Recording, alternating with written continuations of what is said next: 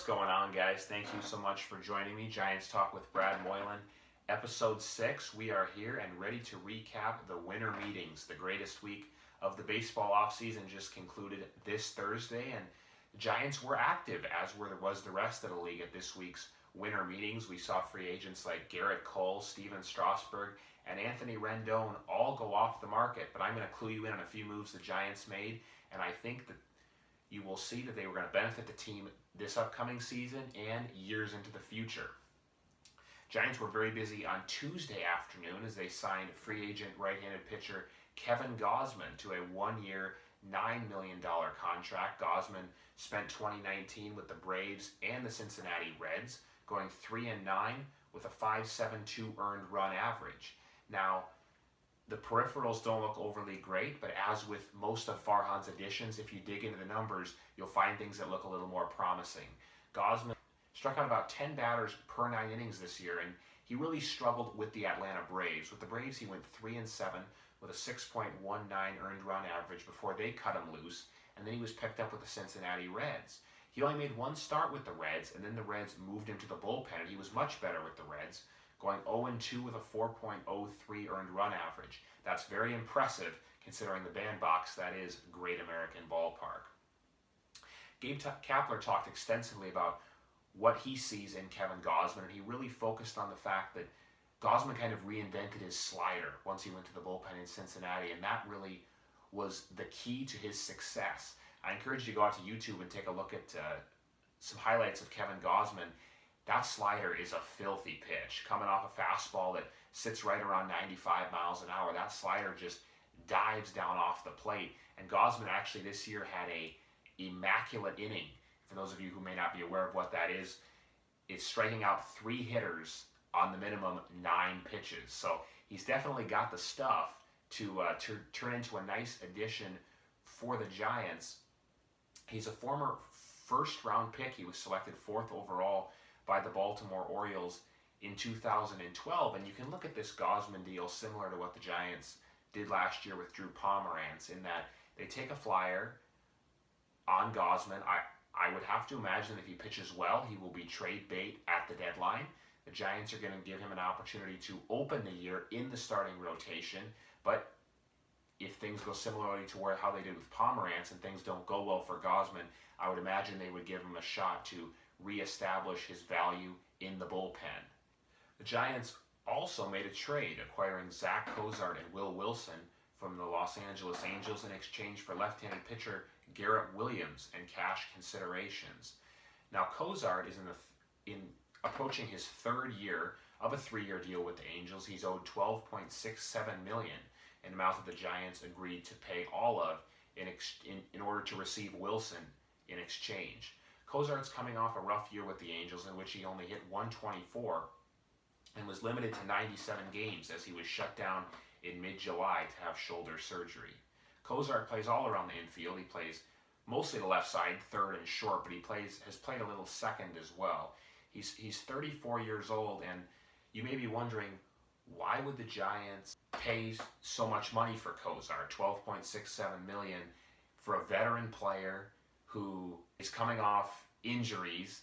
He's been very good in the past. They had an all-star season in 2017, but in a situation where the Giants aren't in win-now mode, why would they take on so much salary to acquire a player like Cozart?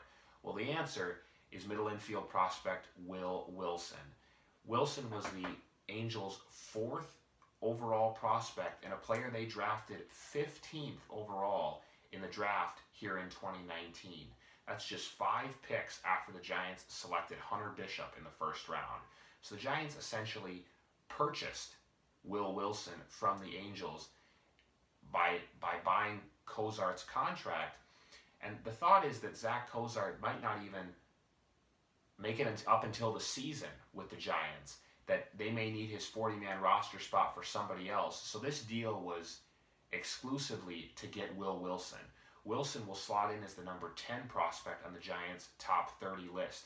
He's listed as a shortstop with solid bat-to-ball skills and above-average power. Defensively, he's got great instincts and a really good glove and arm, but but scouts think that his speed will limit him and eventually move him over to the right side of the diamond. They view him as a second baseman. This is a spot where the Giants don't have a lot of depth in their minor league system in terms of second baseman. They've got a few shortstops, they've got a plethora of outfielders, but second base is not a spot where they have a lot of players coming up through the system. So this really filled some major needs. Anytime you can get your hands on a first round pick, especially one as young as Will Wilson, usually you see first round picks maybe switch teams if they don't work out or something, but Wilson is a major prospect, and the Giants really did a nice job of going out and getting him. So you may be wondering, well, how did he do in his first year rookie ball? He played in the Pioneer League and he hit .275 with a .328 on base percentage. He had 5 homers and knocked in 18. And Alex Pavlovich reported that he talked to a few front office members during his time at the winter meetings, and they said that a high payroll team would probably pay between 20 and 30 million to acquire a mid-first round pick, which is what Will Wilson is. And so when you consider that, heck of a bargain for the Giants, getting him at $12.5 million, and a guy that really at this point figures to be the next really good second baseman of the San Francisco Giants. You look at Grant Liffman of NBC Sports Bay Area tweeted out the other day the future Giants lineup. When you look at the Giants' best prospect at each position, and I have to say, it's pretty exciting to look at that list. You've got, not to branch off here, but Alexander Canario playing left, Elliot Ramos playing center, Hunter Bishop in right. You got Marco Luciano at third. Of course, Luciano could end up at short or third. Scouts and other teams are guessing that he might move out of shortstop due to his size. So say Luciano plays third. You got Mauricio Dubon playing short, and now Will Wilson slots in at second base. The only major position where the Giants don't necessarily have somebody yet is first base, but they just selected Logan Wyatt this year, and there's definitely a chance that he could take over that spot. And then obviously you've got Joey Bart behind the plate. So I mean, that's a very exciting group of young players coming through the Giants system. And you add a guy like Will Wilson to a Giants team that already is really full of young prospects in this system that has turned itself around so very quickly. I think it speaks volumes that Wilson was the Angels' number 4 prospect, and he's number 10 on the Giants list. I mean, Will Wilson's a first-round pick. That just shows just how deep the Giants system is. And I mentioned that the Giants gave up a left-handed prospect, pitcher, in order to complete this deal, and that is Garrett Williams. Williams spent the year at Richmond tossing a 3.60 earned run average and striking out a batter per inning. Williams was a guy that the Giants have always been high on, but he's kind of struggled in his early years, and this was really felt like a big leap of a year for Williams. He really had a nice year at a pitcher's ballpark down in Richmond, and there was maybe an outside chance that he made his big league debut next year. So I was excited about what Williams was doing at the minor leagues and the potential that he has going forward, but you ultimately have to sacrifice, and getting a first-round pick in Wilson was well worth the opportunity, and certainly wish Garrett Williams the best as he goes to Los Angeles. So that trade certainly had some GMs buzzing around at the winter meetings. Really a good deal by Farhan Zaidi, and this could really become a blueprint into how the Giants move forward here in these next couple years. You take on a salary that a team wants to get rid of, and they attach a prospect. And so that would be a really good way for the Giants to continue to build their system. And they certainly have the payroll now to do it. And so you may be wondering, well, why would the Angels do this? Why would they give up such a major prospect to get rid of Cozart's contract? Well, it was just hours later, less than 24 hours later, that the Angels gave that money to Anthony Rendon. So they were very motivated to move Cozart's money to get Rendon. So you look at it, it's probably a win-win for both teams. The Angels get Rendon, and the Giants get what really should be, if all things work out, a major future piece of the next great Giants team. Now, the winter meetings wrapped up today with the Rule 5 draft.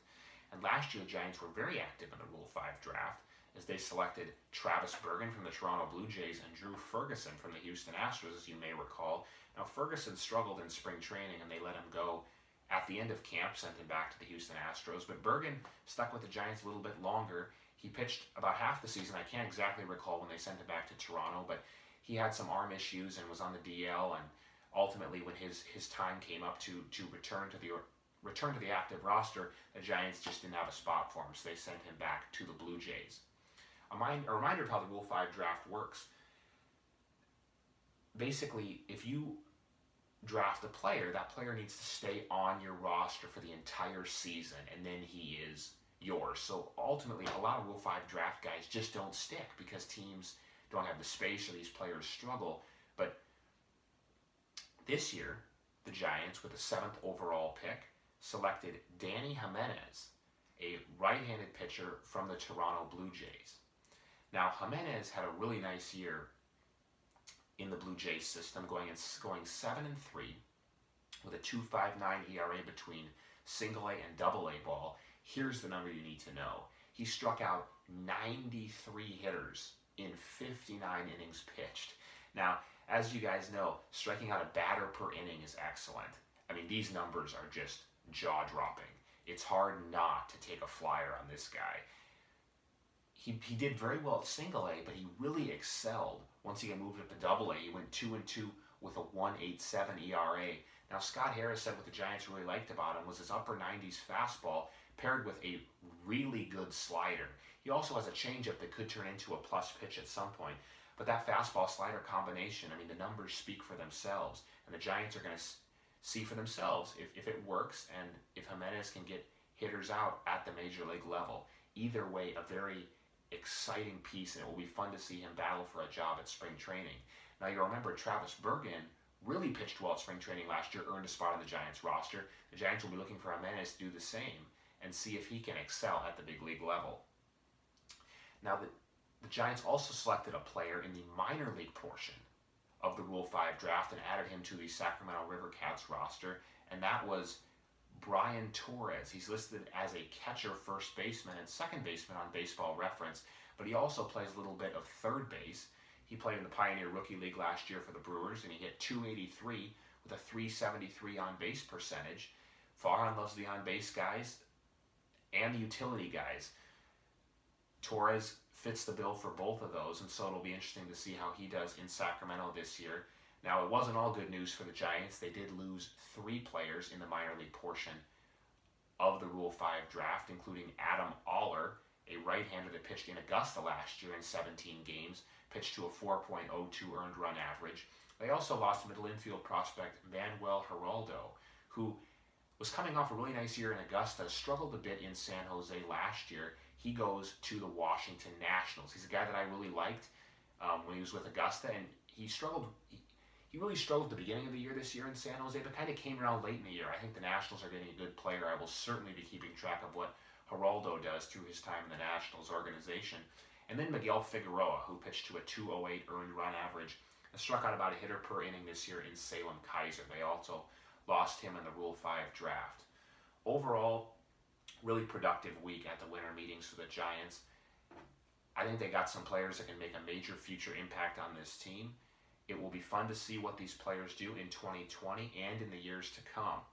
Now, the Giants also made some major announcements at the winter meetings as they announced 8 new coaches to add to the staff, along with Gabe Kapler and Ron Wotus. We will be talking about that in the next episode. And also, is Madison Bumgarner going to the Dodgers?